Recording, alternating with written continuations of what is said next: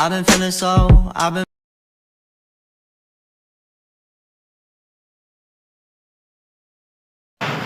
Assalamualaikum warahmatullahi wabarakatuh. Perkenalkan, saya Adam Marfian lagi dengan NPL A1G022119.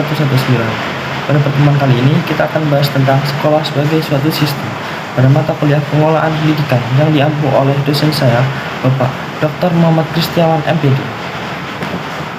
Sekolah sebagai suatu sistem. Ada 6 materi yang akan kita bahas. Yang pertama ada pendidikan sistem, yang kedua ada sekolah sebagai suatu sistem, yang ketiga ada input sekolah, yang keempat ada proses sekolah, yang kelima ada output sekolah, dan yang keenam atau yang terakhir ada outcome sekolah. Baiklah langsung saja ke materi yang pertama, yaitu pendidikan sistem. Menurut Fatah, pandangan pendidikan sebagai suatu sistem itu dapat terlihat secara mikro dan makro. Secara mikro, pendidikan dapat dilihat dari hubungan elemen peserta didik, pendidik, dan interaksi keduanya dalam usaha pendidikan. Sedangkan secara makro menjangkau elemen-elemen yang lebih luas. Baiklah selanjutnya yang kedua, ada sekolah sebagai suatu sistem. Sekolah sebagai suatu sistem mencakup beberapa komponen, di mana di antara komponen-komponen tersebut saling terdiri dari beberapa faktor dan komponen yang satu dengan komponen yang lainnya saling terkait sehingga membentuk sebuah sistem. Komponen-komponen dari suatu sistem sekolah terdiri atas masukan, proses, keluaran langsung, dan keluaran tidak langsung. Selanjutnya yang ketiga ada input sekolah. Input sekolah atau masukan adalah segala sesuatu yang diperlukan oleh sistem sekolah untuk menghasilkan keluaran yang diharapkan. Masukan terdiri atas 3 hal, yaitu yang pertama yaitu masukan baku, merupakan siswa termasuk karakteristiknya. Yang kedua ada masukan instrumental, merupakan guru, sarana dan prasarana, kurikulum, dana dan pengelolaan sekolah. Yang ketiga ada masukan lingkungan, merupakan segala sesuatu yang berada di luar lingkungan sekolah.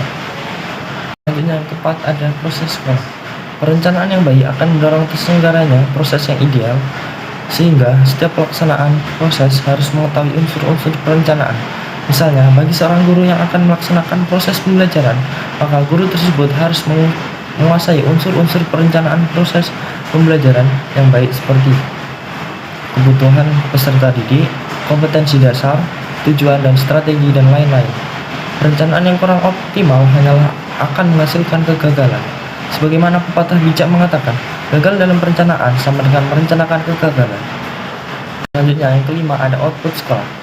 Output merupakan hasil dari proses menghasilkan lulusan sesuai dengan standar tertentu dan tentunya sesuai dengan harapan memenuhi kebutuhan yang diinginkan oleh masyarakat, orang tua, dan pemerintah. Output pendidikan sebagai suatu sistem dapat dicerminkan dari suatu prestasi mutu lulusan sekolah. Selanjutnya yang keenam, outcome sekolah. Outcome merupakan keluaran tidak langsung yang menentukan berhasil atau tidaknya sistem sekolah.